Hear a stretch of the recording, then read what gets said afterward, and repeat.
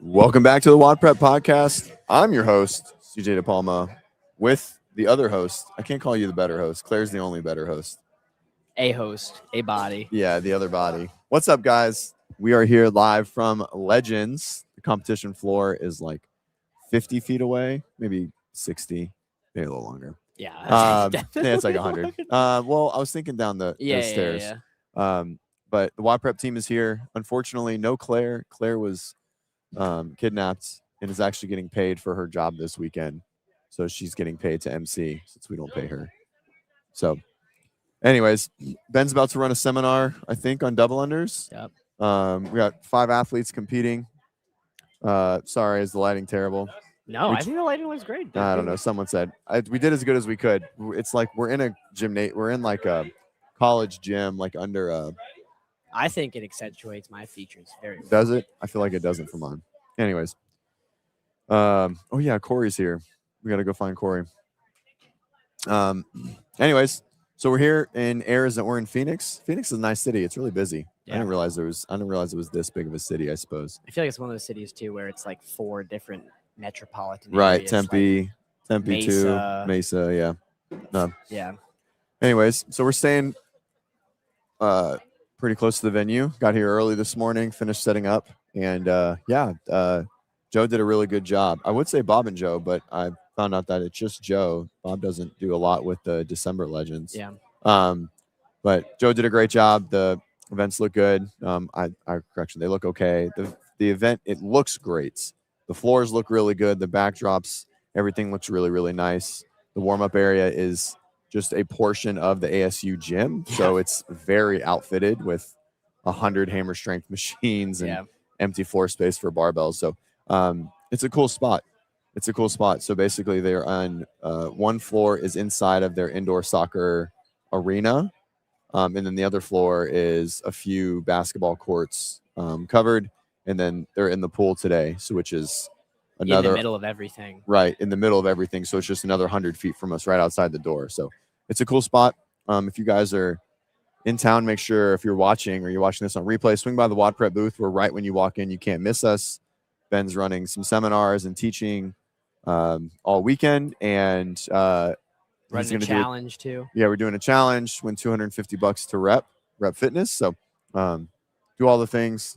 Come over, come by if you're here or if you're watching. I appreciate you. Let us know that you watch. It definitely is like makes me like giddy happy when someone's like, "Hey, I watched this show," and I'm like, "That's amazing." It's so cool to see it.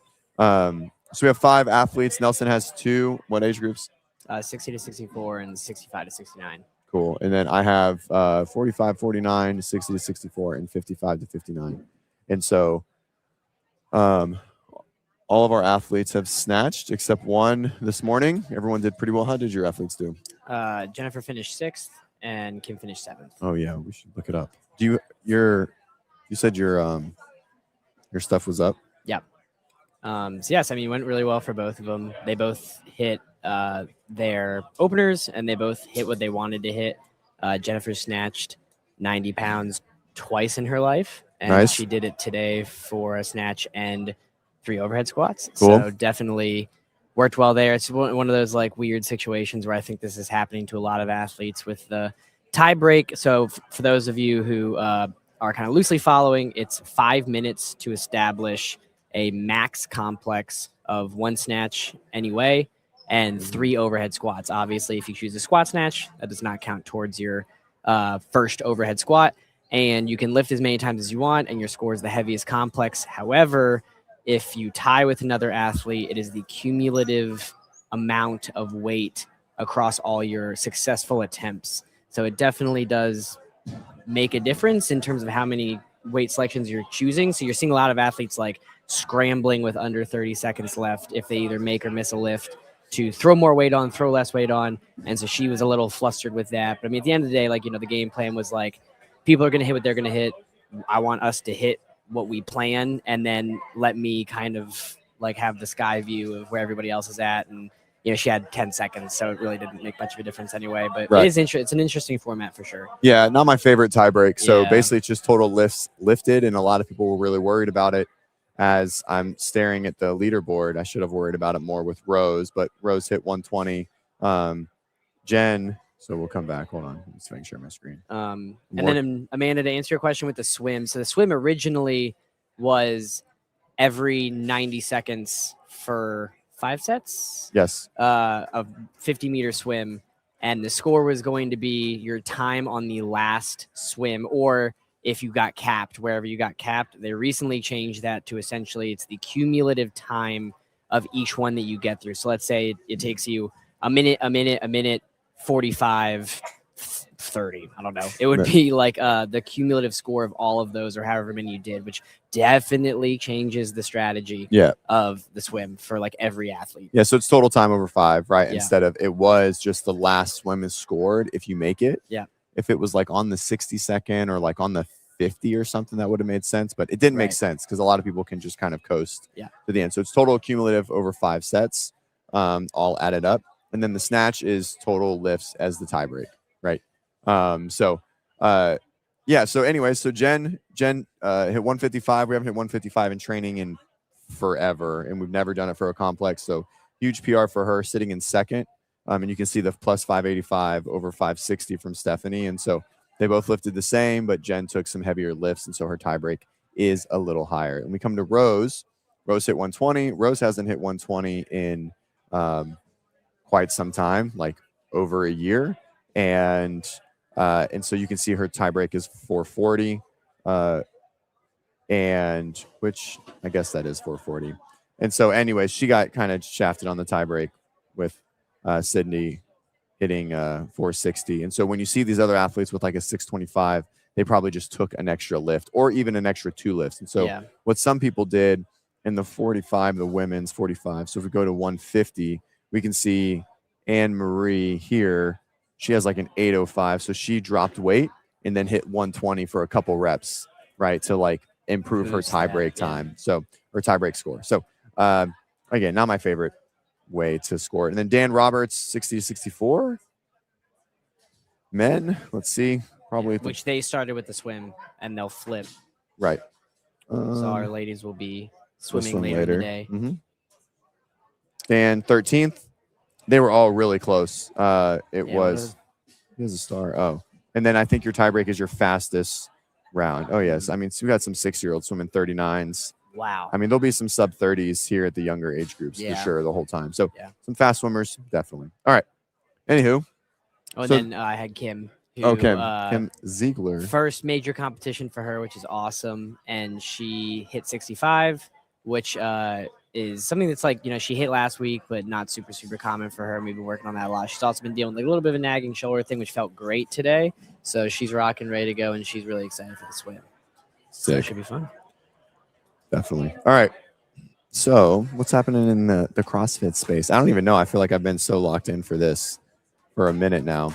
Go this way. Let's see. This one. I mean, I think the official rule book came out with timelines. So, 55 to 59 got cut in terms of total amount to the games. Yeah, that was. We already knew that. Legends already. Age but group, from from 30 to 20, but then from 20 to 15. So like it's now.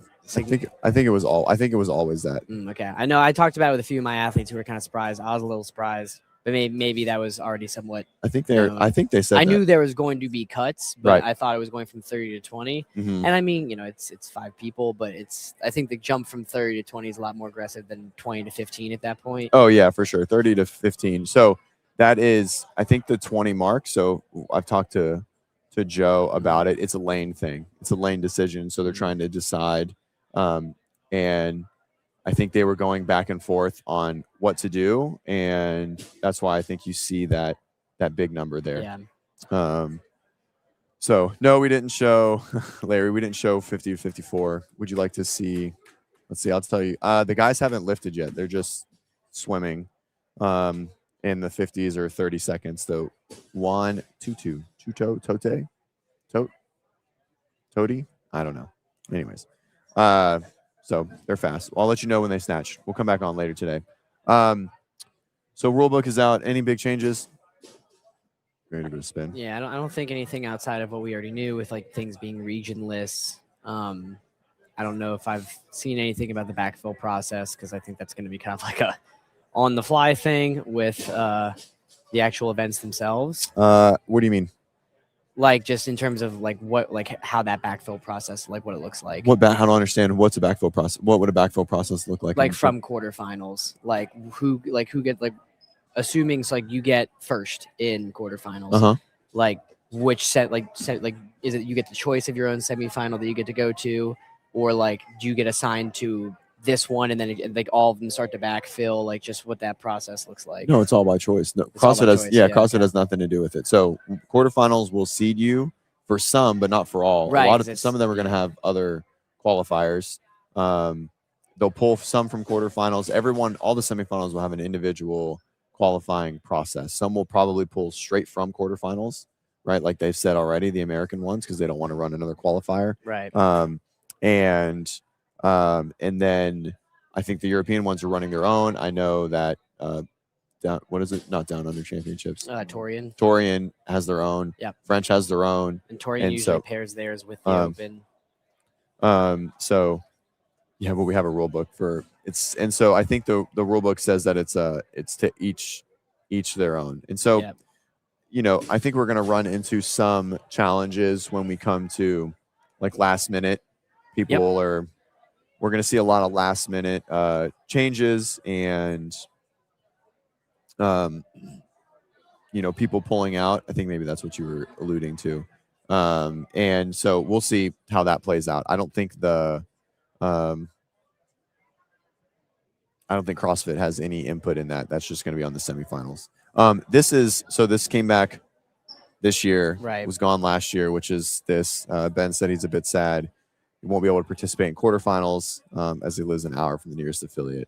It certainly isn't my favorite rule, but I totally understand it, and I don't disagree with it at heart. Just because when quarterfinals is going to move you to semifinals, right? And so what that tells me is they are not going to review videos in quarterfinals because that's what they'll leave it to the event organizer to do, or just no. I just don't think they're going to review videos that much at all, especially in the masters category. They're going to hope that people aren't lying and kind of lean on the the word of the athlete and affiliate owners and L1s or L2s or whoever has to do the judging. Have they said in the rule book if like videos being, because that's how semifinals were last year, right? Where videos just had to be made public. I don't know. So you can upvote and downvote and such. I don't know. Let's see. Which people made a big hubbub about when it was a thing, but I honestly semifinals. Too much it's just in semifinals, not in for online semifinals. Okay. Quarterfinals is not public review. Got it. Judging and validation for the 2026. Share this tab on the screen. No. Interestingly, working on my computer is absolutely the worst. I wonder if because of this, I don't know. The in-person semifinal is going to be so selective in terms of who goes that I don't think you see another situation of someone who shouldn't be there showing up because of they're putting in inaccurate scores. Oh yeah. It will always happen. So quarterfinals, I'll come back to that. Quarterfinals 2026, athletes must use a registered judge 2026 and holds a current advanced judges course. Each workout must be completed inside the affiliate. So those are the rules. So there's no video review, which, is what it is. Yeah.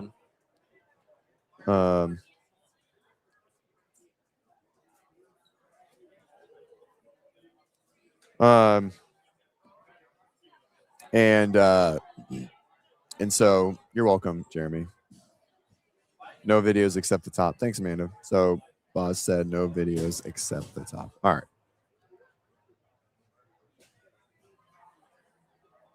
That being said, if you ever get to the top, I agree. I think everyone should do it, right? I know it's a sacrifice, and I know not everyone can afford and to the time to just leave and go find an affiliate. I have an athlete that's done quarterfinals for 6 years, right? Since it's been sort of 4 years, 5 years, and she won't be able to do it this year because she has no gym access anymore. And so it makes me sad. But I do understand it. The other option is paying however much it is in affiliate fees to affiliate your garage. To affiliate your garage. Well, you can't affiliate your garage yet. Oh, really? No. They don't let you. You have to run classes, or WODprep would be affiliated. But it is in the works, and hopefully WODprep will be affiliated. I would affiliate. I would affiliate I'll affiliate my garage. Yeah. That was so close to the table. You almost took out that table, taking it down. We're our booth is with Rep Fitness, and so we have a rig right there. I can't show you, but it's really nice. Yes, I guess talking a little bit more about the actual physical space, it's interesting. So obviously Legends has been, and I'm curious if it's shifted within the building, but is on the campus of Arizona State, specifically in the Sun Devil like rec center. Also something that's really cool to know, because I guess we're in Arizona, is that I feel like 90% of collegiate swimming pools inside of a facility are inside of the facility, whereas the Arizona State pool is an outdoor pool, like enclosed around the building, like in the middle of it, which is really interesting. So I mean, it's they're swimming outside, which means obviously super nice day out. Yep. But yeah, I mean, like it's we were setting up last night. There's lots of just regular students finishing up classes and playing basketball, and it's just wondering like if they're even somewhat aware of thank you of what we are and what's going on here. I don't see too many around here today, so I wonder if they're doing like maybe a intentional job of sectioning it off a little bit. But Well, yeah, they can't. I mean, they can. I think they can walk in here, but I don't think they're right. going to. Yeah, We're just a no. bunch of old weirdos, which is weird. It's very strange. Yeah, I mean, it's really nice. Like we're literally in the rec center. It's a pretty cool setup. 2 floors look good. They have behind the main floor, which isn't being used today, is a Boulder. So Boulder Athlete is the title sponsor, and there is a 60-foot tall, 100-foot wide banner that runs all the way behind the rig, which I didn't even realize that it wasn't just the wall until like 20 minutes ago. And I was like, whoa, that's it's really nice. Pretty cool. They did a good job. Who's the 12-year-old? He's my little brother. And then 2021, that was I actually didn't like that venue at all. I liked it being in San Diego, in a whale's vagina. But I didn't like the venue. It was really strange where it was. But that was a good year. Both my athletes won their age group. It was a fun year. But anyways, I like this venue is really neat. Our Airbnb is Dude, I don't know what you're talking about. I really like our Airbnb. Yeah, that's because you fucking went to sleep at 7 o'clock. By the time we got back from Chick-fil-A, you were asleep, and me and Ben had to kill 100 flies. Yeah, you don't even know. And we had to break into the storage closet because there was a beep. So, there's Claire. That's funny. So, anyways, it was. I mean, it's fine. I mean, I slept on the couch, so you got to sleep in a bed. I did. Anyways. You were more than welcome. It could have fit both of us, but you'd have been sweating. Yeah, I was sweating. Uh-oh. Fire marshal's here. He looks happy. Okay. Yeah, Not sure. A little too many people in one space. Yeah, it was Jeremy. I think it was like 9, but there was a couple events with multiple scores, right? That row workout had a couple scores, and then it was a lot. It was just smaller too, right? Overall, there's only 1 floor, and so everything was a lot shorter. There's some longer events here. I mean, not really. I don't really want to talk about the programming. Not yet. We'll talk about it at the end of the week. See how it plays out. But yeah, I mean, it's a good spot. ASU is a really cool campus. Lots of space. So yeah, everyone seems happy. I mean, not that we need to talk about the programming, but I think it is talking about the programming. I feel like you can kind of speak on Legends as their programming is relatively predictable in the sense that it's a lot shorter than what you would see in a lot of competitions. Which, I mean, when you see those 10 or 11 events, how many of those 10 or 11 events are under 10 minutes long? Yeah. And I think that the shortening it down to 6 or so allows more room for longer workouts, different types of workouts. So I'm a big fan of it. Obviously, it's less opportunities for shakeups on the leaderboard, but you get a wider range of tests of fitness. Right. All right. So rule book is out. No crazy changes. I'm excited for the season. I love the the in-person Masters. Yeah, that's really cool. And I think the season's going well. What else is happening in the CrossFit space? I don't even know. This was a very unprepared podcast, per usual. Well, we were talking about before, WFP finishes up in Copenhagen. Oh, yeah, next week. Workouts are out for those. I was talking to one of my buddies who's competing there next week, Matt Gilpin, and he was just talking about the process of so many people dropping out because he was one of the ones who, through the Challenger division, is just stuck around. And they're potentially going to be backfilling pro cards, which is interesting. Yeah, so they're going to have to. Yeah, they're going to have to. So, I mean, he they won't. After the season's done, yeah. because they know people are not going to accept the pro cards. Right. Or, well, I mean, because people lose pro cards, right? Because if you don't accumulate enough points to people who are attempting to go from Challenger to pro division. So, I mean, he's in the process, and I think that it was potentially a lot more than they expected because a lot of people have been dropping out. Well, so everyone that's dropped out won't make it. Right. And they're anticipating the people who do win in podium or get pro card that are basically in the top 20 are not going to accept. Sure. Yeah. And so I think that's what I mean by the backfill, because everyone coming up that has points, that makes sense, right? Yes, So like of the 20 that finished this season, whatever that 20 is, I think there will be a of those 20, I still think like somewhere from 5 to 10 in male and female are not going to accept. Yeah, I mean, it is interesting too, just with how the new season looks as well, where that fits in. I mean, I don't think it's been confirmed or anything, but the idea was more WFP like tour events, than the 3 that were taking place. I mean, that definitely, with the kind of expanded season of having to choose what semifinal you're going to, I don't know if that necessarily makes it better or worse for WFP because it gives the athletes more autonomy as opposed to like a strict structure. But I mean, autonomy within the months of April to June. Well, not really though, because they still have in-person semifinal. Right, but you get to. They have online semifinal and quarterfinal. So you have outside of that, those are all mandatory. The Open is mandatory, quarterfinals are mandatory, and then potentially online semifinals. Right. So you're working. Everyone's doing quarterfinals. So that last weekend of March, and then after that, that's where the autonomy gets created. Right. How many of that top 20 field within WFP though do you feel like are going to need online semifinals as a means of qualifying for the games? Some will just take it. I don't think some might not want to travel. That's fair. So yeah, I mean, I don't know. We'll see. I think it has. I mean, I think it really has it got money, so I think it has one more year. I can't see it. I think it's just going to be, just the level of athlete or the popularity of athlete is going to be really low. There's a person doing burpees 10 feet from me doing our challenge. She's going really quick. Yeah, stop by the booth, do the challenge. Definitely. We wrote the workout. There's Claire. Bye, Claire. Perfect. Okay, bye. So Aaron, if you were in a pro card, why wouldn't you just do what Haley did?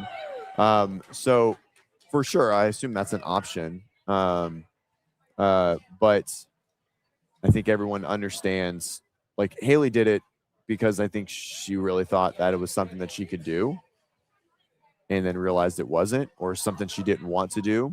You obviously didn't. I mean, she didn't make any money from it, right? If she did, she for sure had to pay it back, right? I can't imagine that they just let her keep whatever her signing bonus was or her salary or whatever her contract was worth. There's requirements that you would have to fill out and fulfill. So I don't think anyone will. I think they just know they won't, right? I don't think anyone wants to. So of the people that might not accept, they're not going to accept just to fuck WFP, right? I just don't think they would care to do. They just won't accept. So we'll see. They'll get their money this year and then I think move on. So machines in the CrossFit. So transitioning machines in the CrossFit space. I mean, yeah, I think when Hiller posts anything, everyone just thinks it ends up being a big deal, and everyone likes to jump on it. And then Mason made a video. I did like how Hiller put Mason's video on his channel. Mason makes good videos, and so I appreciated that. I think that was a really good decision from Hiller to do that, to give him that space, sort of how Dents is on Sevon. And so it is, yeah, I mean, this year was a lot. And I think this all stems from, at least at the games, right? It stems from being inside. It doesn't stem from anything else. Yeah. Right. You put people inside. If you take machines away completely and you put everyone in a square, a 12 by 12 square, then Colton ends up being a podium athlete of the games, most likely, right? In some capacity, right? If you take away any type of locomotion or moving from A to B. Didn't Mason's video was on Hiller, right? That was Mason's video that Hiller posted. Which Mason startup? I'm not familiar. Yes, it was. But yeah, no, I mean, I think that it's one of those things that too, like it, with regards to Hiller's video, like it's, I think it's important to contextualize what level of athlete we're talking about in relation to how we should be scrutinizing machines at the games or machines in the space, right? I think for the top level athletes at the games, it affects a workout. I don't think it necessarily affects arguably who you could say is the most fittest.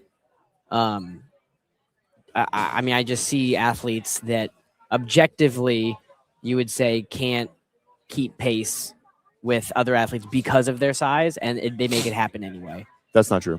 You don't think so? No. I mean, I think obviously these are like more anomaly type cases, but I mean, like, there's no reason why like Fraser should be placing where he does on a marathon row workout. Sure. So I think excluding Fraser specifically, Colton will always struggle solely because of his size and not his fitness level. It will limit his ability to move from A to B always and be able to move machines with ease, like Jason. In the event, for sure. Do you think that play? Because I mean, but like just like you said, if the workout is thrusters and pull-ups, the same can be said for Jason, right? So like it comes down to a frequency of being shown, and like I don't know if that frequency necessarily skews towards Jason more than like other workouts are skewing towards Colton. So if we look at it specifically, so squatting and pulling is where Colton has his exceptional whatever. Sure. And it's specifically to loaded squatting, okay, right? Rep speed. Yep. Right. And just pull-ups, chest to bars. You could argue pushing too, just from a range of motion standpoint. Okay, and handstand push-ups. Yeah. And so, but just like Larry just said, we don't cater to another athlete. This is just know. Yeah, for sure. And so we know that because of that, he will struggle on all machines. So that's 4 modalities: and running, handstand walks, rope climbs. Right? You think handstand walks has that big of an impact? Yeah, it does. Yeah, it does. I mean, he does terrible on handstand walk workouts. But do you think that's necessarily size restricted? I think so. Yeah, I mean, if you think about steps, right? Yeah. I think it has to go from A to B, right? So any type of moving. And so I think the machine is just, it over encompasses, like, so Colton will win like his couple home runs, but he only wins those couple, right? Like, right. And I think that's just a smaller amount. I don't think like it favors leaning over. So yeah, and I would agree with that. So if you use a machine instead of a run, Jason and James over Adler every time, although they're both good runners, Adler handily beats them. Right. Which, I think the argument is it happened in 5 workouts of 10. Yeah. Right. Yeah. That's a lot. Yeah. And so I agree. Right. I think it was too much this year. I think machines have a place. Okay. But I do think they are impossible to create fairness. Like the machine itself creates an unfair advantage for taller people. Yep. And there's nothing you could do to overcome it. Right. And so from the pull-up thruster perspective, right, if we're still in 2019 and no one over 6 foot had ever done well at the games, right, besides Brent Fikowski once at that point, right, maybe twice, then I would be like, okay, well, maybe it's too skewed. But you have people like James and Dallin doing well in gymnastics workouts, right? Yeah. You know what I mean? And so I think that gap is getting more narrow, right? Right, but I mean, like in the same way with machines, like there's going to be a point where that narrowness is determined by factors that you can't necessarily train, right? Which I mean is just going to happen. That's the nature of the sport. But again, to your point, I don't think that skews like objectively the podium any more than what's like going to be accepted, right? Like keep going. Like just like you said, the gap in those workouts are going to be narrower. But like, assuming you can match rep speed, like with someone like Colton, like anthropometrics are just going to, Sure, in the same way that They- anthropometrics are going to favor Jason on a bike to a certain extent. Yeah. and But it comes down to the programming in terms of how the frequency of all that. Well, I think it comes back to, so if you saw, and so Mason, so it's Mason's startup, right? So like he made this video on Hiller, right? I thought I was making sure I wasn't crazy. So Yeah. he made this video on Hiller, right?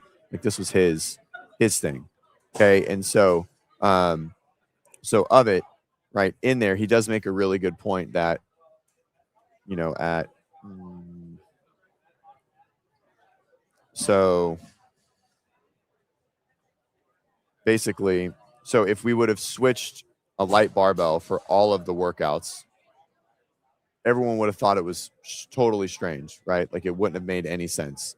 And so I think he made a good point that we would never do that. We would never Sure. see, you know, like 100 overhead squats in this position, right? Wherever it is, right here, right? Somewhere. Skipping too fast. Mute it. So, you know, so like right here for 100 snatches, you know, I think it would be, that would have been crazy. I mean, I think that workout would have been really sick. But we would never see that. And I think that's where he's making the point. If we just made a bunch of light barbells there, a different person wins this workout. It's not Adler anymore. Yeah. Right. I don't know who it is. I actually have no idea who would win that workout. You don't think it's Adler? Honestly? I don't think so. I don't know. Maybe. I mean, he did win the snatch. He did win Isabel. Maybe it's still Adler in this specific example. But like, you know, again, like CrossFit isn't about who wins the event. Like it's about overall placements over a course of a weekend. Right. So I mean, you know, So, it definitely shakes up the leaderboard for sure. Right. So like this workout certainly doesn't play out the same. Like Colton might win this workout. Yes. You know what I mean? Yeah. Like Colton might win this workout, right? Yeah. But James could win this workout too, or Jason. I think anyone could win this workout. You know? Yeah. You know what I mean? And so I mean, I agree. I'm definitely not against it. And I think the point of the video too is more just relating it to the foundation of CrossFit in general in terms of where we started versus where the games are at or now. Because I mean, like the multiple references in the video to all of the benchmark workouts, right, and the fact that there's one machine in all of the benchmark is workouts. What workout? Jackie. Oh, and Jackie, yeah. But that's essentially it, right? Which I mean, you know, like when were those benchmark workouts made? When was the only assault bike / echo bike like brought into the space? Right. As like yeah, a it was after they were made. Right. So, sure. And I totally agree with that. I think they're great training modalities. I don't agree to the full sentiment of Mason in that video in the sense that, you know, people are scared to not use them. I think it allows people to get a lot of volume in and train really, really hard without a lot of detriment and breakdown. Maybe not breakdown, but volume on your joints. I think it's a very smart way to train.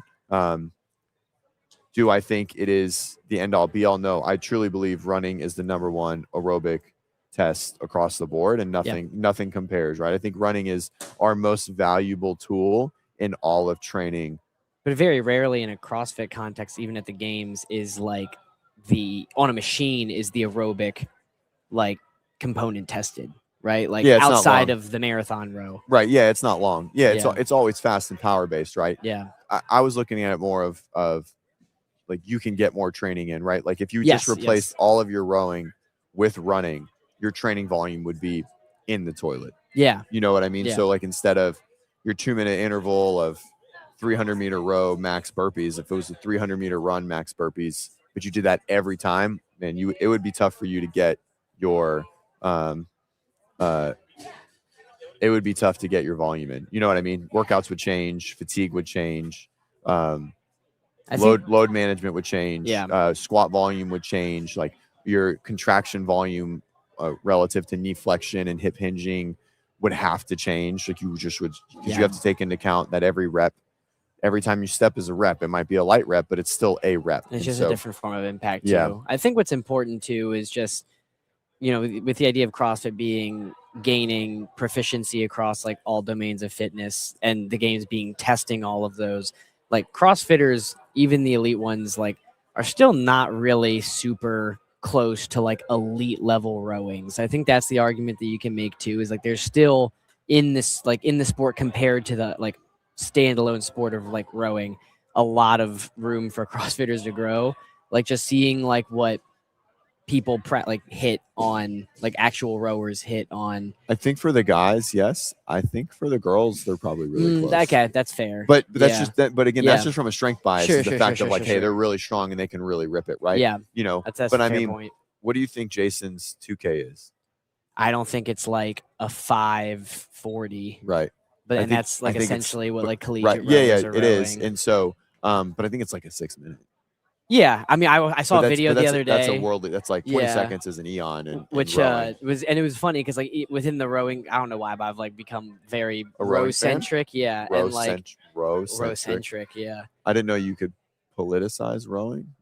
Just row centrism, you know, like the ultimate form of fitness. But anyway, there was a coach, I guess, for UPenn, who was basically like, oh yeah, no, like we want all of our freshman rowers coming in at under a 6'10", and it's like, holy shit, and like it was kind of ripping them because all of the comments were just like, hey, if you have a 6'11", come to ASU. If you have a 6'11", come here. But I mean, like that's funny. Just like absurd to think about. Where like CrossFitters are like stoked if you're hit like for a guy if you're hitting like sub 650, sub 640. So yeah, it's just really interesting to see. But I mean, like, you know, you look at elite rowers and like the body type completely different. Right.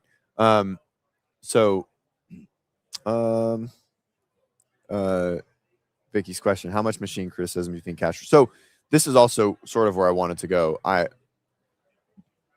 think he has to see some. And I think you could see a huge flip. Yeah. CrossFit is certainly paying attention more now than they ever have. Yeah. If saying more now than they ever have, they're actually paying attention to not paying attention at all. Yeah. So those are it's definitely possible, right? You can see a big. I think the time for swing. It too, like it's, you know, a very special kind of games coming up. Sure. Yeah, you could see a lot. I've always thought that any type of like a decade, like a 10th or a 20th, it should be like workouts from years past. Just all of them. Yeah, all of them, all 20 years. No, like your most iconic workouts. But the problem is they're in an arena. Yeah. So unless everything, you know, assuming they're going to the ranch on Thursday, which is the rumor, and I think that's a pretty accurate rumor at this point. You know, they're going there, which means they're gonna run. They're probably gonna do a very similar to what they did in 17, right, or 16. Yeah. You know, 10 years ago, which is the trail, the deadlift, and then the whatever they did, wall ball, GHD, up the hill, and I can see them doing something really, really similar. That's a cute doggy. And so because of that, I don't know where they're. I mean, are they going to bring air runners in? The problem with being inside the arena is, okay, so you still want an aerobic implement in some sort of mixed training, right? Well, air runners are fucking boring to watch. I mean, so are machines. They're also, you can argue like it's the closest to running that you can get that still can favor the big body. Yeah, for sure. And it's still a machine bias stuff. So, and yeah, I mean, I don't know. Mason made a good point in that video. He made something. He was like, he called it lazy to include a lot of machines in your program. And I felt super attacked when I heard that because I write a lot of machine work. And but again, though, it's like, it's contextual, right? Like, the machines are incredibly good for developing athletes' ability to output work, which is needed in a mixed sense. Oh, for sure. So, I mean, I think that it's one thing to be like lazy at the games, you could argue, but I mean, and I don't think this is what he was necessarily alluding to, but like, you know, I think that it's probably more important than a lot of the other areas of CrossFit, depending on where you're getting stop gated at. Like if you're getting stop gated at quarterfinals, like you probably need a lot of machine work.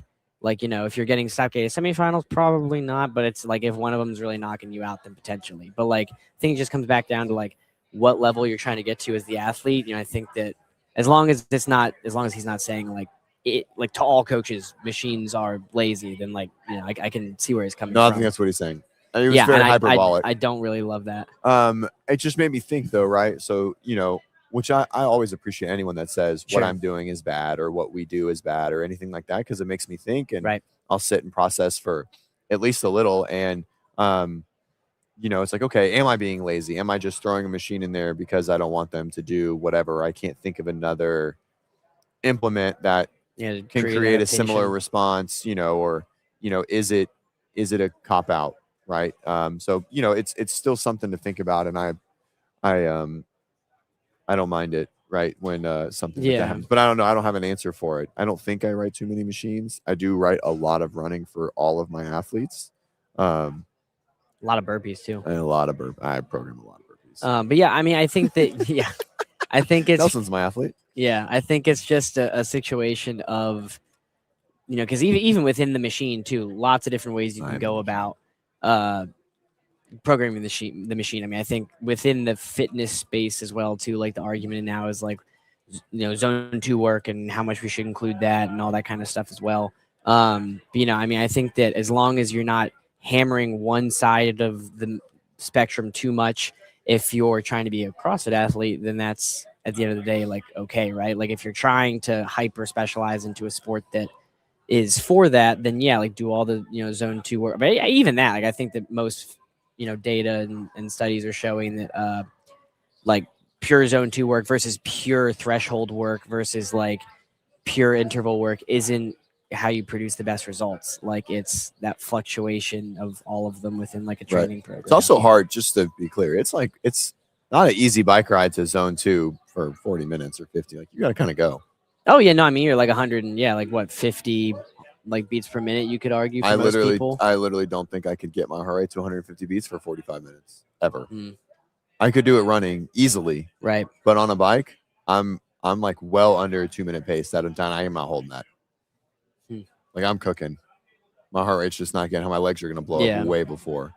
Yeah, and I mean, and that's where we get super into the weeds of like, should we be using heart rate data? Should we be using like blood lactate data? Like, how's that? Well, accessible? Steady state 150 is also not zone 2. Well, I mean, it depends. On who you are. That's a no one's one. I mean, unless like you're 140 to like 1, like you can.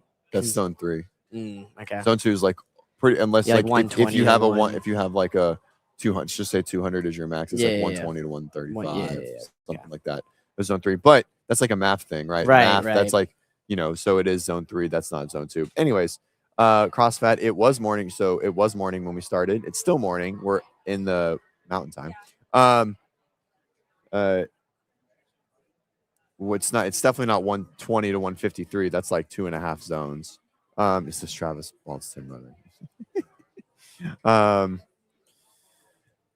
Maybe when I have a mustache.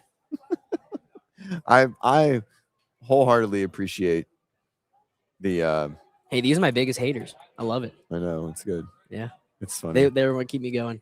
And just to bring up Gus's point, yeah, I'm not doing so hot in the all defensive fantasy league because that's something that normal people have fun with. But yeah, we're not last. We won the first round of the consolation bracket, so nice. Yeah, but what that sounds terrible. That sounds not fun. It's not fun. Little. I mean, it's like kind of cool because I'm like, oh, like Dayon Henley is like kind of ripping it up for me, and like makes me learn like about like other actual players. Other players. Than Gus is a sicko and knows like the 55th man on the practice squad of the Arizona Cardinals. He's gonna come in and randomly get 3 sacks on week 13 because everyone's hurt. Yeah, that's terrible. Gus must be doing well in it, I assume. Yeah, I think he's the 2nd seed. Nice. Or the 1st seed. Anyways, Z's. Thanks, CrossFit. All right, machines. I think they're fine. I think they definitely were too heavy in 2025. I don't know. I don't know if I can say that's why Jason won.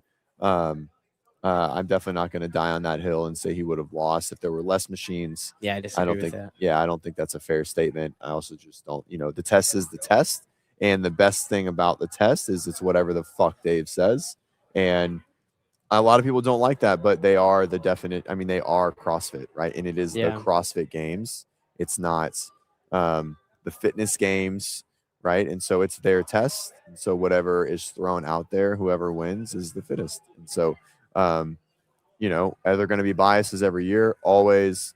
Hopefully, it will always continue to get better, and there'll be less biases and those sort of Yeah, but to Mason's point, I think the argument that he was partially trying to make, which I can see, is that yes, it's the CrossFit Games, but like from the definitions of CrossFit, what is that? And like, you know, you pull the benchmark workouts and then there's one machine. But you know, to me, it's super interesting, right? I mean, like how many gyms like in a modern day affiliate are doing true MGW programmed CrossFit, where it's like today is a W day. We are doing a 10x4 push press, which is a lot. Maybe it's like a 6x4 or something. And like that is your day, right? I can think of like one gym like near me that does I know that. one of my athletes' gyms does it. Yeah. I hate it. I hate programming around it because they'll just go in for front squats. Yeah. I'm like, and I mean, and like, can you do those at home? Yeah. And we can do other stuff. Yeah. But I mean, it's just interesting, right? Like, you know, is it like, you know, do we leave that hard argument in there, or like has CrossFit evolved, or has the CrossFit community evolved? I mean, it's just it's an interesting dialogue. So in this athlete, in example, it's a great athlete. So the conversation now has just shifted to, you know, like affiliate programming, MGW, who does it? And so I have an athlete who they do it 100%.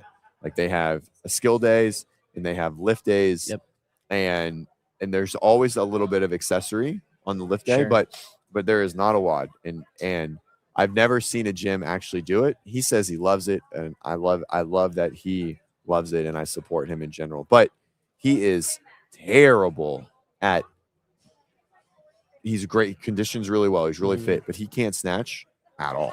He can't jerk. He can't clean. He can't even squat below parallel. But he's got a lot of fitness, and he's been doing CrossFit a while. And so for me, it's like, okay, they're doing this.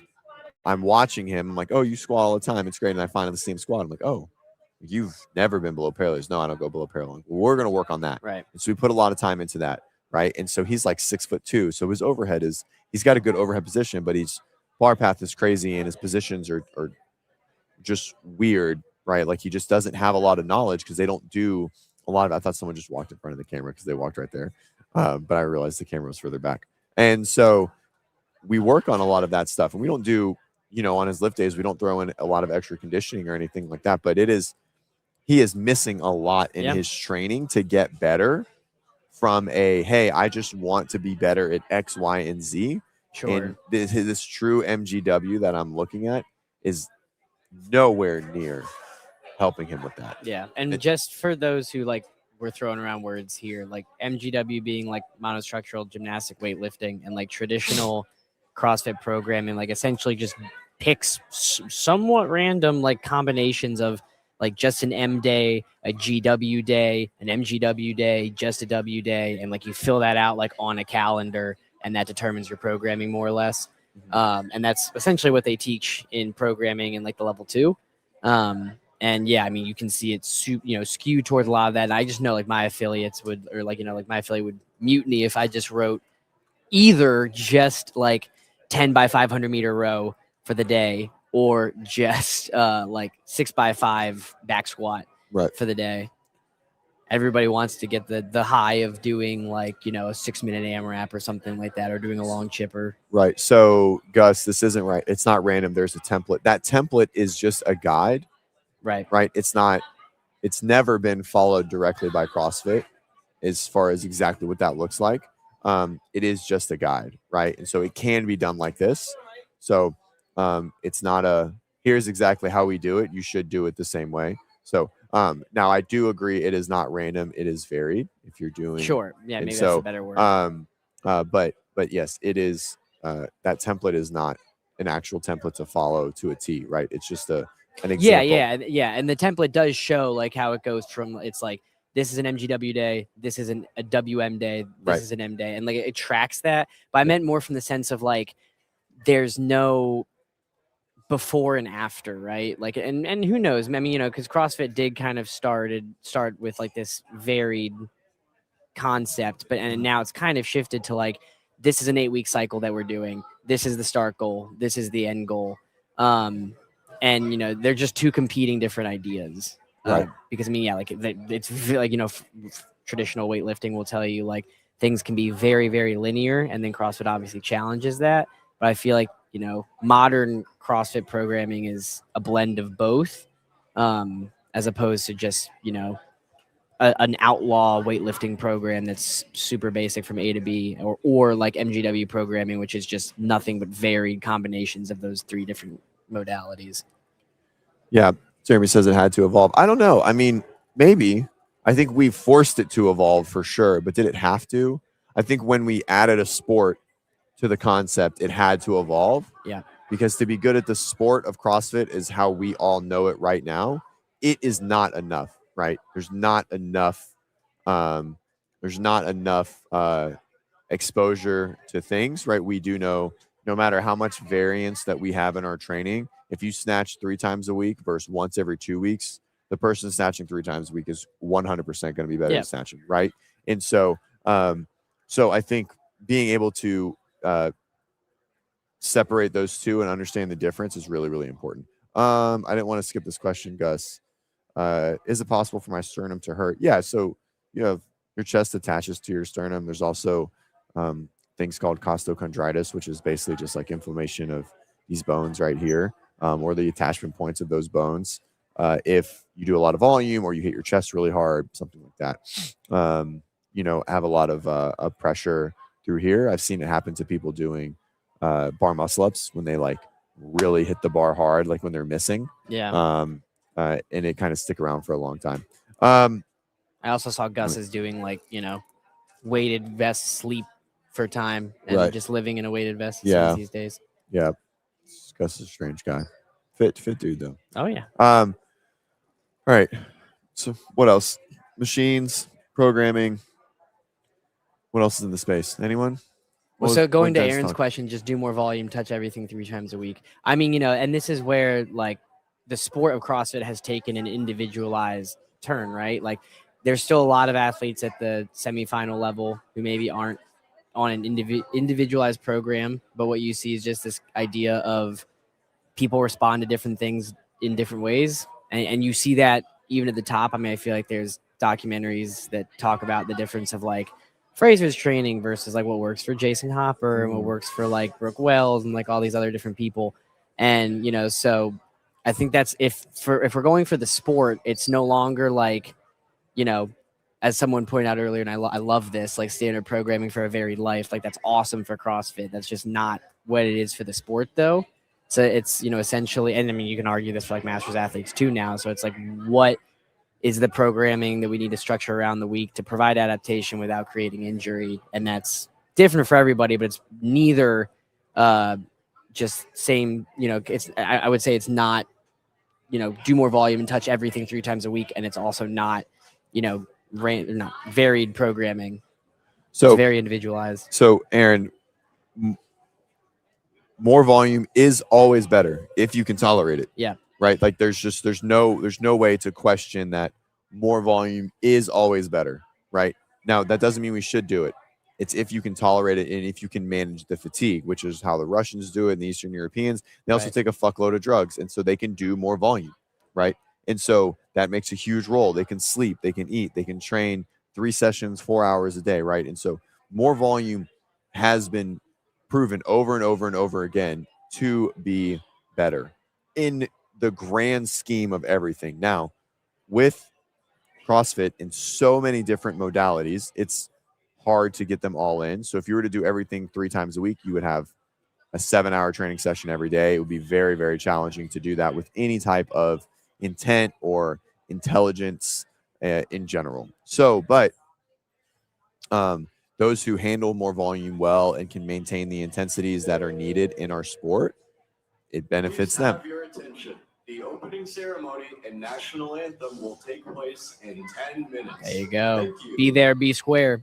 I think to CJ's point too, something that gets missed from a lot of athletes is just the idea of, again, it comes down to if you're trying to get better at the sport of CrossFit, it's where are you getting stopped in the sport of CrossFit? And for people who are getting stopped maybe in the open, you could argue it's like skill development. So then programming needs to become very intentioned around that. If it's quarterfinals and or semifinals, it's probably an intensity thing. And with intensity, like, and this is something that, like CJ and I have talked about from an athlete and coach standpoint, you do not get better at intensity by doing volume. you get better in intensity by doing intensity. And by doing intensity, that inherently reduces your ability to do volume, right? Because it's never going to be like a quarterfinals workout being, okay, how many workouts can you do in like a 5 minute or like in a day, right? Like it's in 5-day period, and it's how can you do each individual one of these pieces. And to do that, you need to be able to create a lot of intensity, and that intensity doesn't come from doing 7 hours of training in a day. It comes from doing really, really well at one specific piece in a day, if that makes sense. I think so. I think everyone has a little bit different of a that view, to me makes sense. of a view on it, right? You know, I think Matt. Oh, this is what I want to pull up. This is a great transition. Good job, Nelson. This is a great transition. Yes, and with that, I have athletes that are needing to get ready to be warmed up for some swimming. So I'm gonna let you go. All right. Okay. Bye. Okay, bye. Love you. Nelson just dipped out. That was crazy. He didn't even tell me he was going. He just left. All right. Okay. We get here. Now I have to look at the screen. This is going to be weird. I've never done one of these. Matt Torres. So I'm pulling up Matt Torres. He talked about he just made a comment. It was just an interesting one. And so if we're talking about kind of transitioning, this needs to like zoom in just a little. Ashley, can you come here? Can you zoom this camera in on me just a little? Nope. Come over to the front. Spin the little. Nope. Right here. The camera. The actual. Yep. Yep. Zoom it towards me. It's not zooming. Zoom it. Just turn it. It should turn. It should be the front. Turn it. Nope. Back. There we go. Keep going. Keep going. Right there. Stop. Money. Thank you. All right, let's pull up this video because it was a really interesting one. I do appreciate Matt putting some stuff out. Obviously, he's had a crazy amount of success in our sport. He was awesome enough to come on the podcast for at least a minute. Okay, let's see if we can hear it. Oh, can't hear. There we go. I can bet you're not doing this. Here's something shocking. Oh, that's not playing at all. Sound should be in my Rodecaster.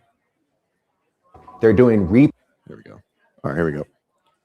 repeat efforts at submaximal speeds and long rest. That's how they get faster times than you. How else do you?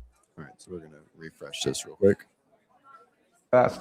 I can bet you're not doing this. Here's something shocking. So they're doing repeat efforts at submaximal speeds and long rest. That's how they get faster times than you. How else do you think they can move fast in their intervals if they're not completely recovering between? So initially it's submax efforts, longer rest, then work, right? So it's a 2-to-1 is what he says, or 1.5 at least to 1. So if it's a 1:30 work, you're going to rest, what is that? 2 minutes and 15 seconds. And so then he says that's how they can maintain speed throughout the interval because they rest a little longer. But then I sort of feel like he kind of contradicts himself here. But we'll continue listening. Between those intervals. And this part's about to blow your mind. Your rest has to be longer than your work time. Your work time needs to be between 1.5 and 2.5 minutes. The movements need to be open style at open weights with no bottleneck. Right. So he's basically saying that we're just expressing effort, right? So it's just saying that we're going to express effort through this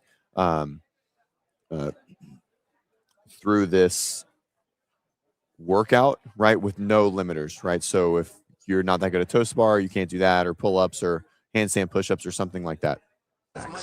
This is also very important.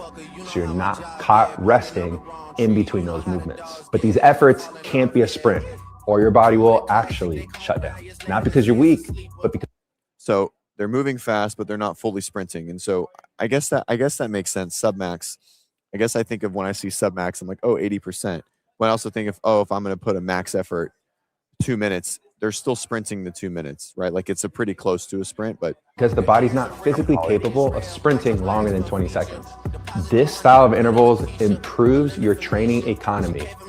So this all sort of boils down to the fact that he's saying that, his athletes move better than everyone else, right? Each movement costs a little less. And so because of that, they're able to maintain that for longer workouts. You can kick ass in qualifier and in competition. This is the type of training that separates the brute athletes from the rest of the world because they use less energy, which delays their fatigue and improves their endurance. They have a very high economy, which is the ultimate showcase of their work capacity. So if you want to be great. All right, that's it. It's an interesting one, right? So he talks about they're moving fast at submax efforts, which, I mean, obviously if I'm writing a 3-minute workout or a 2.5-minute workout, it's not a full sprint, right? It's a high repeatable pace is how I use that terminology.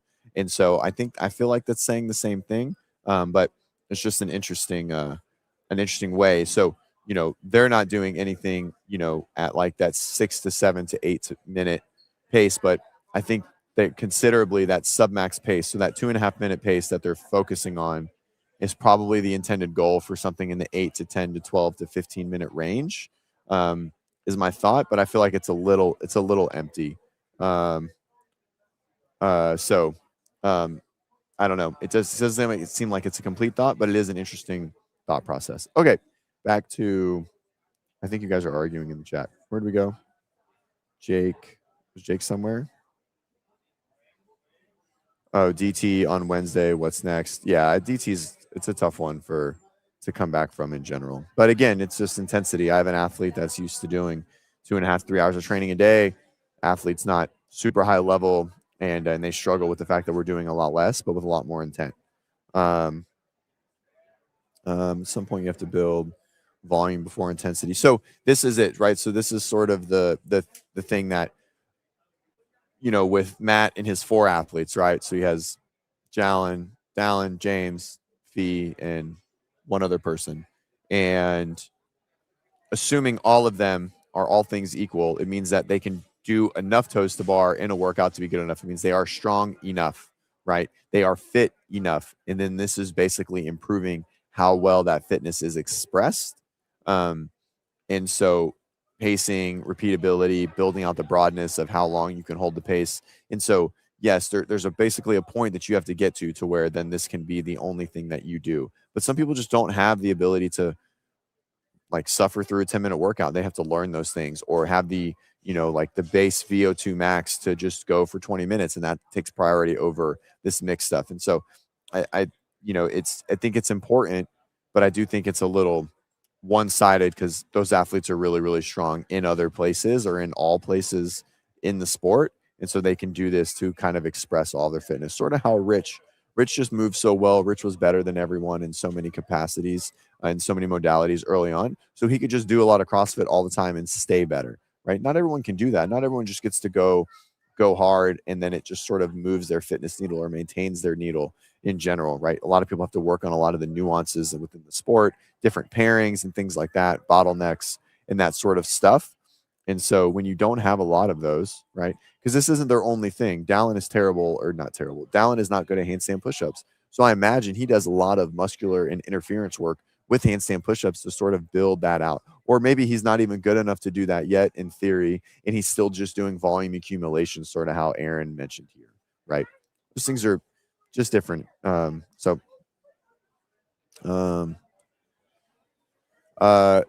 an ignorant question. Great question, Jake.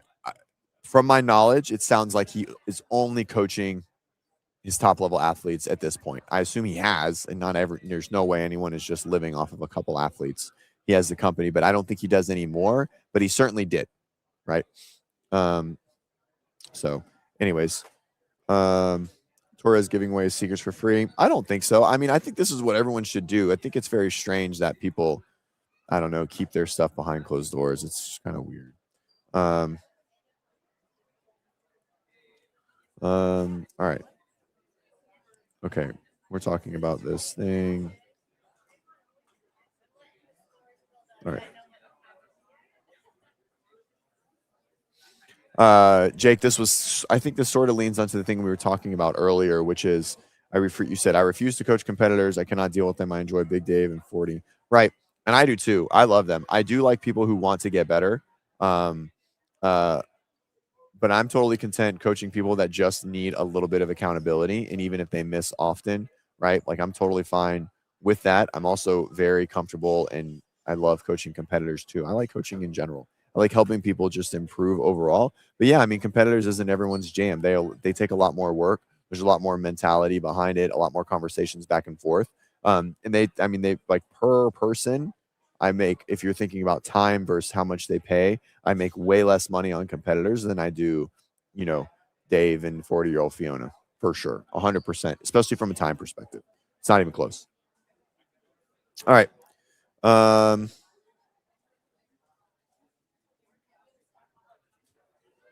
Anyways, all right, cool. We hit an hour, knocked us down any longer. I'm going to try and get on with Claire later today. Thank you guys so much. Thanks for being here. And we will see you in a few hours. If you're follow along, watch the, I don't think there's a live thing, check the leaderboard, come back to the WODprep channel. We'll give you guys an update. And let us know if you guys want us to cover anything or whatever. Hit me up on Instagram, and we'll get it done. But we'll be on here in a few hours. Thanks guys so much. And we'll see you later. Peace.